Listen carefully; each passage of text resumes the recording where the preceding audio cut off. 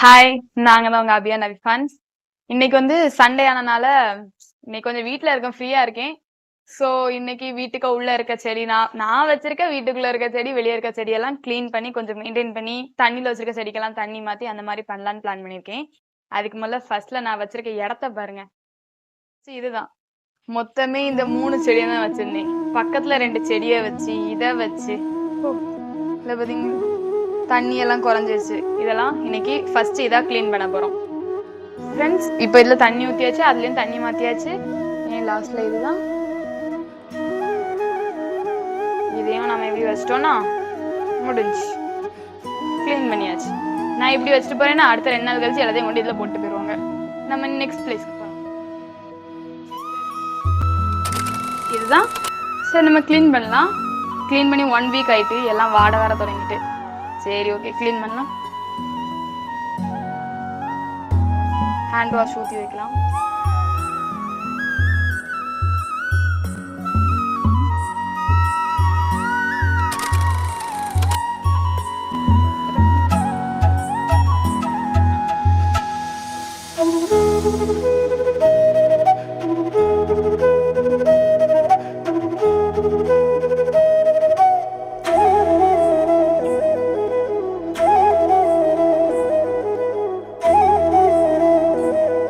மறந்துட்டு போயிட்டோம், மேல உள்ளதை மாட்டல.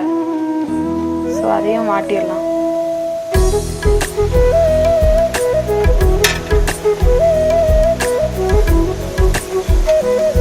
கழுத்துல கூட வாங்கி கொடுத்தா கண்ணாடியில ஒன்று மாட்டிட்டு இருக்க.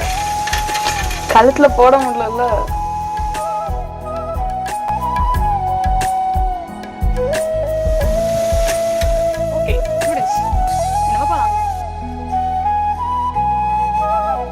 இனி நம்மளோட நெக்ஸ்ட் கிளீனிங் இதுதான். இந்த செடி அப்புறம் படியில் நிறைய கிளாஸ்ல செடி வச்சிருந்து அதெல்லாம் இப்போ மேலே வச்சிருக்கேன். அதை இனி கொண்டு இதுதான் இன்னைக்கு மேலே செஞ்ச வேலை. இது படத்தி விட்டுருக்கு மணி பிளான்ட். அப்புறம் இந்த செடி இதே மாதிரி பண்றதுக்கு கீழே பெயிண்ட் அடிச்சு வச்சிருக்கேன். அது நடணும். இதெல்லாம் பண்ணும்போது எடுக்க டைம் இல்லை, மழை பெஞ்சிட்டு இருந்தனால எடுக்க முடியல.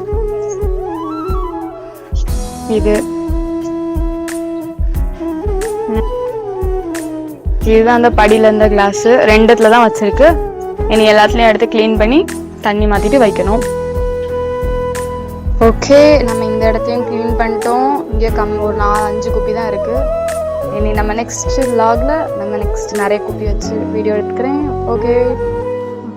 அப்புறம் என் தம்பியும் எங்கள் அப்பாவும் மாங்காய் பறிக்க ஆரம்பிச்சிட்டாங்க. ஃபஸ்ட்டு என் தம்பி ட்ரை பண்ணுறதுன்றதால ஒரு 2-3 மாங்காய் பறித்தான். அதுக்கப்புறம் எங்கள் அப்பா பறித்தாங்க மீதி எல்லாத்தையும்.